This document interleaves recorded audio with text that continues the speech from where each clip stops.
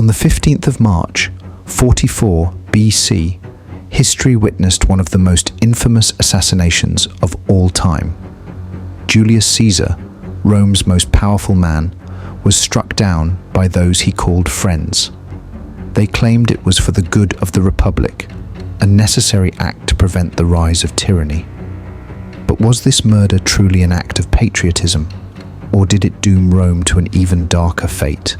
To understand why Julius Caesar was assassinated, we must first examine how he became Rome's most dominant figure.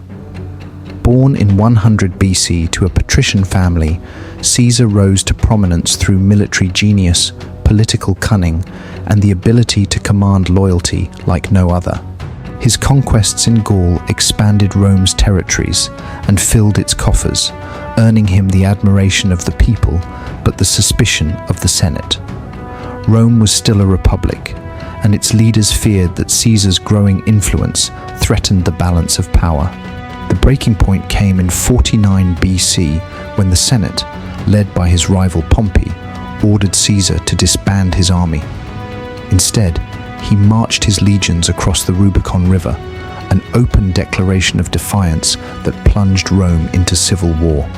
After a decisive victory at Pharsalus, Pompey fled and was later assassinated. Caesar returned to Rome as its undisputed ruler, but his enemies whispered that his ambition knew no bounds. Though he claimed he had no desire to be king, Caesar's actions suggested otherwise.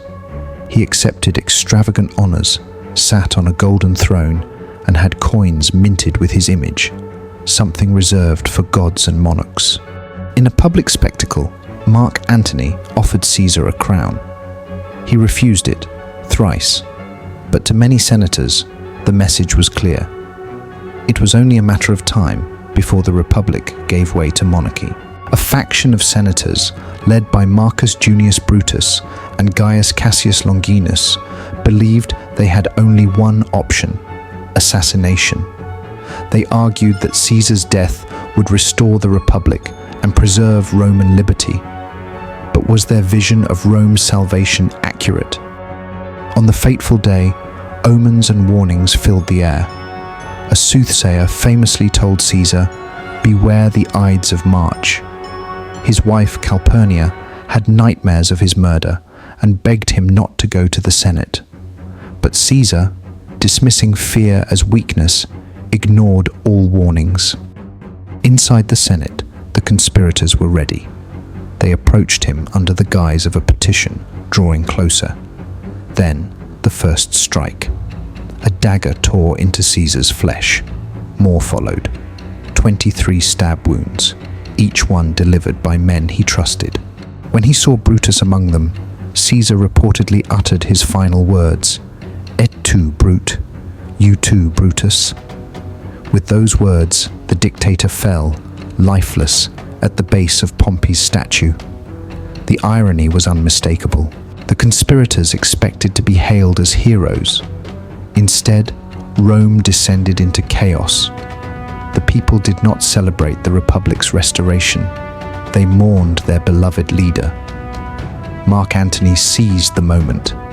In a masterful speech, he turned the public against the assassins, using Caesar's will, where he left money and land for the citizens, to prove he was no tyrant. Brutus and Cassius soon realized their mistake.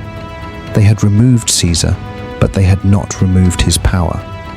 That power was now claimed by Mark Antony and a young, ambitious heir, Octavian, Caesar's adopted son.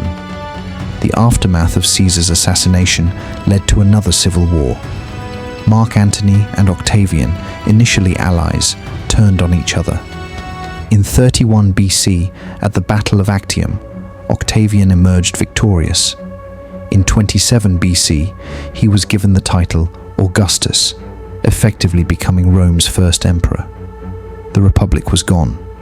The very thing the assassins sought to prevent had come to pass. So, was the assassination truly for Rome's good? Supporters of the conspiracy argue that Caesar's unchecked power threatened the Republic's survival. Yet history tells a different story. His murder led to years of civil war and the birth of an empire ruled by one man, a fate the conspirators sought to avoid. Some historians argue that had Caesar lived, Rome might have transitioned into a stable monarchy rather than being plunged into violence. Others maintain that his ambition made dictatorship inevitable. The assassination of Julius Caesar remains one of history's greatest ironies. In their attempt to save the Republic, the conspirators may have destroyed it. And so, the question lingers. Did they act for the good of Rome, or was Rome doomed to empire, no matter what they did?